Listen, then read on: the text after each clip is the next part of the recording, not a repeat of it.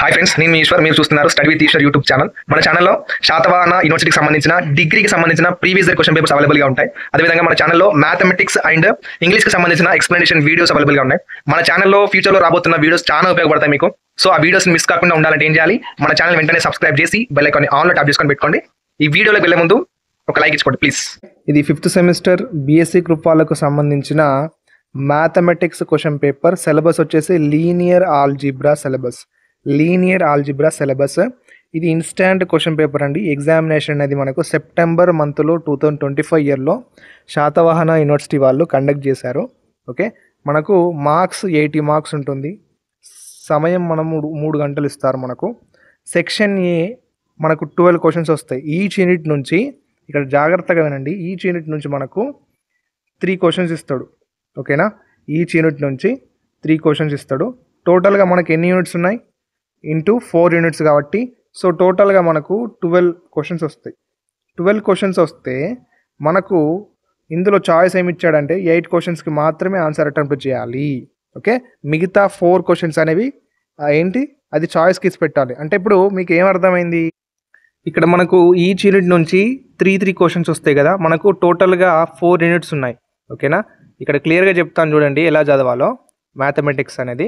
నేను already explanation videos upload చేశాను. 5th semester explanation videos upload చేశాను. అలాగే last year instant question paper ఉంది కదా, ఆ ఇన్స్టాంట్ క్వశ్చన్ పేపర్లో వచ్చిన ప్రతి క్వశ్చన్ ఎక్స్ప్లెయిన్ చేస్తూ నోట్స్ కూడా మీకు అవైలబుల్గా ఉంచాను. కింద డిస్క్రిప్షన్లో వీడియో లింక్స్ ఇస్తాను, ఒకసారి చెక్ చేయండి. ఓకే, షార్ట్ ఇంపార్టెంట్ క్వశ్చన్స్ కూడా ఎక్స్ప్లెయిన్ చేశాను.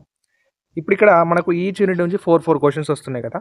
ఇక్కడ ఏం చేయాలంటే మీరు ఇక్కడ జాగ్రత్తగా గమనించండి. ఇప్పుడు ఇందులో మనం సెక్షన్ ఏలో ఎన్ని క్వశ్చన్స్ రాయాలి? ఓన్లీ 12 క్వశ్చన్స్కి ఎన్ని క్వశ్చన్స్ అటెంప్ట్ చేయాలి? ఓన్లీ 8 క్వశ్చన్స్ కదా. ఈ 8 క్వశ్చన్స్ ఈ 4 యూనిట్స్ నుంచి కవర్ చేయాలి మనం. ఎలా అంటే ఇప్పుడు మీరు 4 యూనిట్స్లో మీకు ఏదో ఒక యూనిట్ హార్డ్గా అనిపిస్తుంది కదా, హార్డ్గా అనిపించిన యూనిట్ని డిలీట్ చేసేయండి. ఒక యూనిట్ డిలీట్ చేసి, ఓకేనా, ఒక యూనిట్ డిలీట్ చేస్తే మీకు ఏం కాదు, మనకు టోటల్గా 12 క్వశ్చన్స్ వస్తాయి కాబట్టి మనకు 4 క్వశ్చన్స్ అనేవి చాయిస్ ఉంటాయి కాబట్టి మీరు 3 క్వశ్చన్స్ వదిలిపెట్టినా ఏం కాదు.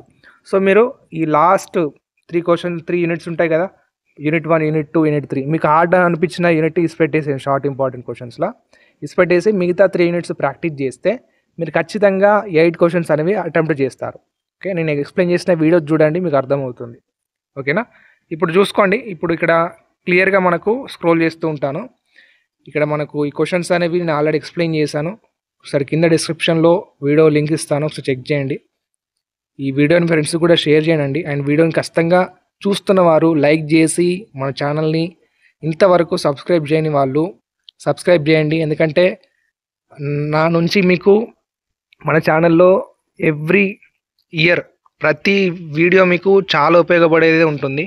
సో మీకు యూస్ఫుల్ అయ్యే వీడియోసే చేస్తున్నాను నేను. సో తప్పకుండా సబ్స్క్రైబ్ చేసి బెల్ ఐకాన్ని ఆన్లో ట్యాప్ చేసుకొని పెట్టుకోండి. అండ్ మీ ఫ్రెండ్స్కి కూడా షేర్ చేస్తారనుకుంటున్నాను. ఓకే, ఇంకేమైనా డౌట్స్ ఉంటే కింద కామెంట్ బాక్స్లో తప్పనిసరిగా మెన్షన్ చేయండి. ఓకేనా, నెక్స్ట్ వీడియోలో మళ్ళీ కలుసుకుందాం. Until then keep watching study with Eshwar YouTube channel. Thank you.